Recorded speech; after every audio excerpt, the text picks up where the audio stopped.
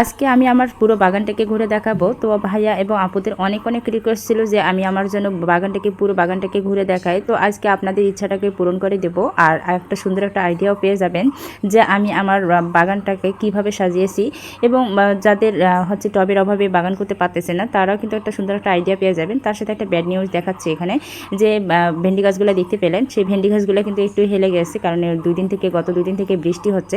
আর এদিকে দেখুন যে আমার 12 মাসের যে টমেটোগুলো ছিল, টমেটো গাছ একটা গাছ কিন্তু হেলে গেছে। তো এগুলোকে এখন ঠিক করে দেব। তো ভিউয়ার্স, যদি ভিডিওটা ভালো লেগে থাকে অবশ্যই লাইক কমেন্ট করবেন, এবং কে কোথা থেকে দেখতেছেন অবশ্যই কমেন্টসের মধ্যে জানাবেন। যদিও বাগানটাকে অনেক সুন্দরভাবে সাজাতে পারেনি, তবে আমি আমার মধ্যে করে সাজিয়েছি। তো আমার বাগানের সেই প্রথম সিঁড়িটা হচ্ছে এদিক থেকে শুরু।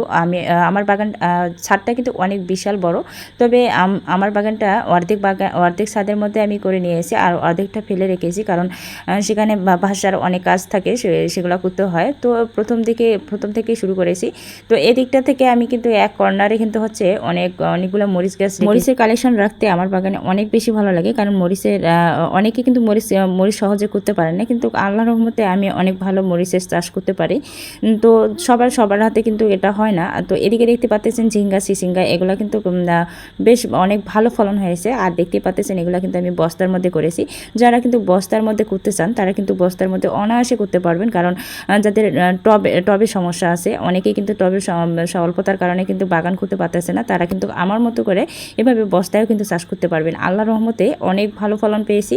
আর টবের তুলনায় কিন্তু বস্তার মধ্যে বেশি ভালো ফলন হয় আমি মনে করি, কারণ বস্তার মধ্যে অনেক অসংখ্য ছিদ্র থাকে, আর খুব সহজে কিন্তু আলো বাতাস পায়। আর এদিকে দেখতে পাচ্ছেন সবথেকে বেশি আমার কাছে ইউনিক আমার যেটা হচ্ছে, আমি কিন্তু পলিব্যাগে চাষ করি। আর সব ধরনের গাছে কিন্তু আমি পলিব্যাগে করি। মরিচ থেকে শুরু করে ভেন্ডি এবং বেগুন, সব ধরনের গাছই কিন্তু আমি পলিব্যাগের মধ্যে করি। আর পলিব্যাগটা আমার কাছে এত বেশি ভালো লেগেছে, কারণ আমার কাছে সব থেকে বেশি বাধা হয়ে দাঁড়িয়েছিল আমার টবের সমস্যার কারণে কিন্তু আমি অনেকদিন যাবত হচ্ছে বাগান করতে পারিনি। আর যখন শুরু করলাম, তখন এক পেজের থেকে আমি কিন্তু একটা পোস্ট দেখেছিলাম যে পলিব্যাগের পরিবর্তে টবের পরিবর্তে পলিব্যাগ ইউজ করলে কিন্তু আপনারা খুব সহজে বাগান করতে পারবেন। তো সেখান থেকে আমি সেই পেজটা থেকে আমি কিন্তু অর্ডার করে নিয়ে তো পলিব্যাগ থেকে শুরু করে দিই, কারণ এত টব রাখা তো সম্ভব না। একটা টবের যে পরিমাণ দাম, তো প্রথমে যারা বাগান করবেন তারা কিন্তু অনেকে হতাশ হয়ে যাবেন, এত টব কেনা কিন্তু সম্ভব না। আর তারা কিন্তু আমার মতো পলিব্যাগ কিনে বাগানটা শুরু করতে পারবেন। আর এদিকে দেখেন এবছরে কিন্তু হচ্ছে করলার বাম্পার ফলন হয়েছে। গত বছরে মাশাআল্লাহ ভালো ফলন হয়েছিল, তো এবছরে প্রথম এই যে করলা ধরা শুরু হয়ে গেছে।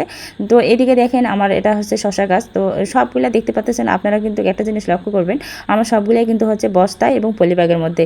আমি অনেক বেশি খরচ করতে চাই না, খুব কম খরচে আমি এগুলো করছি। আর আপনাদেরকেও দেখাচ্ছি, কারণ আপনারা যদি চান তা আমার মতো করে এভাবেই কিন্তু করতে পারবেন। দেখেন মাশাআল্লাহ অনেক ভালো ফলন হয়েছে।